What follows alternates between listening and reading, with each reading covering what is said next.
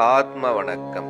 ஆத்மபிதா சுவாமி சிவானந்த பரமஹம்சர் அவர்கள் அருளிய ஆக்கல், காத்தல், அழித்தல். ஜீவசக்தியாயிருக்கின்ற வாயுதான் ஈஸ்வரன். அந்த ஈஸ்வரன் தான் சிருஷ்டி, ஸ்திதி, சம்ஹாரம் முதலியவற்றை செய்வது.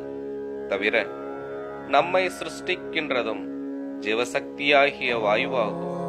அதற்கு ஓர் உதாரணம். பிணம் சம்யோகம், அதாவது புணர்ச்சி செய்யுமா? செய்யாது. என்ன காரணம்? பிணத்திற்கு ஜீவசக்தியாகிய வாயு இல்லாததால். அப்பொழுது ஜடத்தில் ஜீவசக்தியாயிருக்கின்ற வாயு கதாகதம் செய்யும் பொழுது மட்டுமே சிருஷ்டிப்பதற்கு முடிகிறது. அச்சமயம் மட்டுமே சம்யோகத்திற்கு விருப்பமும் சம்யோகம் செய்யவும் முடிகிறது. சம்யோகம் இல்லையானால் சந்தானம், அதாவது குழந்தை உண்டாகுமா? உண்டாகாது. என்ன காரணம்? சம்யோகம் இல்லாததால். அப்பொழுது சம்யோகம் செய்ய என்ன வேண்டும்? ஜீவசக்தியாயிருக்கின்ற வாயு உண்டாயிருக்க வேண்டும். அப்பொழுது சிருஷ்டிக்கிறது யார்? ஜீவசக்தியாகிய வாயுவாகும். எனில் அந்த வாயு ஒன்றினாலேயே சிருஷ்டி உண்டாகுமா? உண்டாகாது. அப்படியாயின் அந்த வாயு எதை கொண்டு சிருஷ்டிக்கிறது? பஞ்சபூதங்களை கொண்டு. பஞ்சபூதங்கள் என்று சொல்லுவது எவையெல்லாம் ஆகும்? பிருத்திவி, அதாவது மண்; அப்பு, அதாவது நீர்; அக்கினி, அதாவது நெருப்பு; வாயு, அதாவது காற்று; ஆகாயம், அதாவது வெளி ஆகிய இவையாகும்.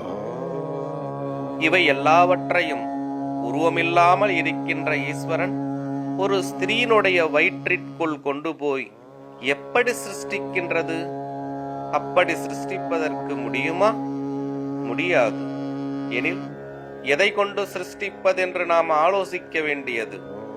அதற்கு உதாரணம், 4-5 வயதுள்ள ஒரு குழந்தை சம்யோகம் செய்தால் அந்த சம்யோகத்தினால் சந்தானம் உண்டாகுமா? உண்டாகாது. அதன் காரணம் என்ன? அந்த குழந்தைக்கு இந்திரியம் இலகாததால். இந்திரியம் என்றால் என்ன?